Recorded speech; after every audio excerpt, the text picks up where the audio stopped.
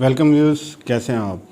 आज मैं आप लोगों के साथ दो शेयर्स डिस्कस करने जा रहा हूं कि ये दो ऐसे शेयर्स हैं जिनके फाइनेंशियल्स इंप्रूव हुए हैं और मैं ऐसे डिफरेंट कंपनीज़ की फाइनेंशियल स्टेटमेंट्स पे एक परफेक्टली सी लुक डाल रहा था, देख रहा था, कर्सरी सी एक ओवरव्यू दे रहा था।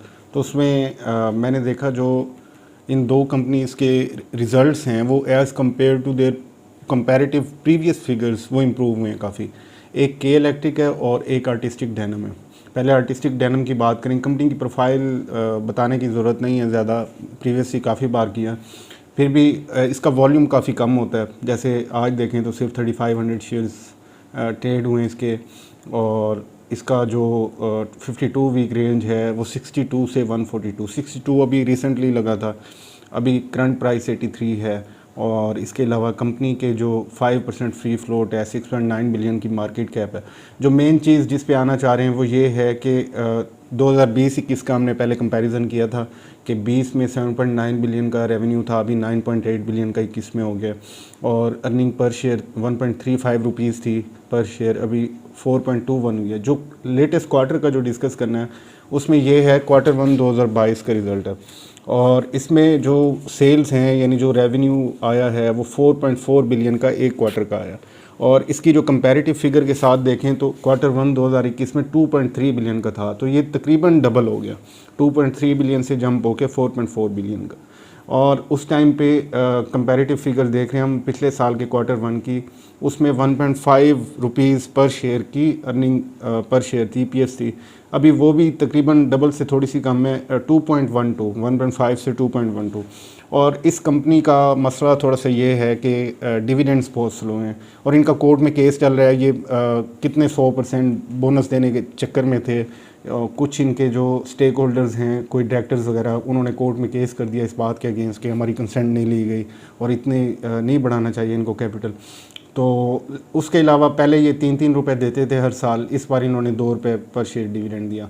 तो ये लॉन्ग टर्म इन्वेस्टमेंट के लिए बड़ा बेहतरीन आइटम है क्योंकि टेक्सटाइल बूम कर रही है, अनप्रेसिडेंटेडली हाई हमारी एक्सपोर्ट टेक्सटाइल की स्पेशली जा रही है। डेप्रिशिएट होने से इन लोगों ने बहुत फ़ायदा उठाया टेक्सटाइल सेक्टर ने। तो अगर आपने लॉन्ग टर्म इन्वेस्टमेंट करनी है, और ये to me it is very safe investment, बहुत अच्छी अगर लॉन्ग टर्म के लिए, अगर आप में थोड़ा सा पेशेंस है तो। अब without wasting any more time के इलेक्ट्रिक की तरफ आते हैं। के इलेक्ट्रिक छोटी आइटम है, इसे आप ट्रेडिंग के लिए या शॉर्ट टर्म इन्वेस्टमेंट के लिए भी यूज़ कर सकते हैं। इसकी करंट प्राइस आज की 3.33 है और इसका जो वॉल्यूम बहुत अच्छा लगता है। जैसे ADMM का हमने देखा, उसकी वॉल्यूम नहीं लगती ज़्यादा, इसकी वॉल्यूम बहुत अच्छी है। 2.19 मिलियन शेयर्स आज ट्रेड हुए एक दिन में। इसका अगर 52 वीक रेंज देखें, 3.07 रुपीज़ पर शेयर से 4.88 यानी 5 के करीब, ये इसी रेंज में ज़्यादा चलता रहता है। तो अगर आप ट्रेडर हैं, ट्रेडिंग करते हैं, शॉर्ट टर्म इन्वेस्टमेंट करते हैं तो अच्छी आइटम है। और इसकी फ्री फ्लोट 10% है और इसकी मार्केट कैप बहुत हाई है, 91.9 बिलियन रुपीज़, क्योंकि पूरे कराची को ये कवर करता है, इलेक्ट्रिक सप्लाई होती है। और इसकी मज़ेदार चीज़ ये होती है कि गवर्नमेंट की इसे सब्सिडीज़, गवर्नमेंट की तरफ से बड़े पैसे मिलते रहते हैं। मोनोपली है ना इसकी, मतलब पूरे कराची में कोई और इलेक्ट्रिसिटी सप्लायर है नहीं। अच्छा, उसके अलावा 2020 में इसका रेवेन्यू 288 बिलियन था। 2021 में, पूरे साल की बात कर रहे हैं, 2021 में बढ़ के 325 बिलियन हो गया। 2020 में इसकी लॉस पर शेयर थी 0.11 पर शेयर, ये लॉस था इसका। और 2021 में वो प्रॉफिट में कन्वर्ट हुआ, 0.43 पर शेयर हो गया।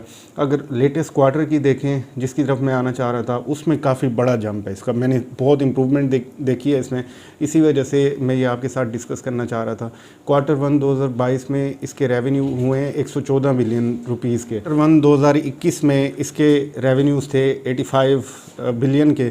तो ये काफ़ी बड़ी जंप आई है इसमें अगर देखें लेटेस्ट क्वार्टर में। और उसके अलावा जो Q1 2021 में इसकी अर्निंग पर शेयर थी वो 0.04 थी, अभी इसकी अर्निंग पर शेयर 0.11 पर शेयर हो गई है। तो इसमें काफ़ी इम्प्रूवमेंट है। ये शॉर्ट टर्म के लिए आप ले सकते हैं। मतलब अभी अगर इसकी प्राइस चल रही है 3.33 रुपीज़ पर शेयर, तो ये 4.5, 5, 4 इस रेंज में आराम से चला जाता है। और फिर मार्केट में कोई ब्रेकडाउन आए, करेक्शन है, तो फिर ये 3, 3.5 के आसपास इजीली हमें मिल जाता है। तो ये इन दोनों शेयर्स की टोटल कहानी थी जो मैंने आपको सुनानी थी। और ये जो आपको सूट करे। अगर आप लॉन्ग टर्म ज़रा इन्वेस्ट करना चाह रहे हैं तो ADM में बहुत अच्छी अपॉर्चुनिटी है। To me it is a very good opportunity.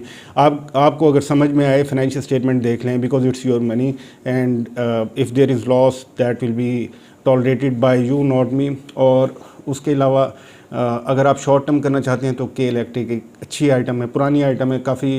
इसमें सबसे अच्छी बात है वॉल्यूम बहुत लगता है, तो आप इसे रख के चंद दिन में बेच सकते हैं, महीने में बेच सकते हैं और वॉल्यूम की कोई इसमें परेशानी नहीं होती। जबकि ADM में अगर आपने ज़्यादा इन्वेस्टमेंट करनी है तो फिर आपको वॉल्यूम को भी माइंड में रखना पड़ता है। जैसे आज के दिन में सिर्फ 3500 शेयर्स इसके ट्रेड हुए हैं। अगर ज़्यादा वॉल्यूम हो तो फिर बेचने में भी मसाइल होते हैं, और फिर जब तेज़ी आती है तो इसमें हम लाखों शेयर भी देखते हैं ट्रेड होते हुए। एमको वाला हाल है, तो एमको में भी बहुत अच्छी आइटम है एमको लॉन्ग टर्म इन्वेस्टमेंट के लिए, लेकिन उसमें भी वॉल्यूम बहुत कम लगता है और फिर बेचते वक्त थोड़ा सा देखना पड़ता है। इन दोनों की ये प्रोफाइलिंग आपके सामने है। अगर आपके माइंड में कोई और पॉइंट है या आप डिसएग्री करते हैं तो कमेंट सेक्शन में आप डाल सकते हैं। Thank you very much.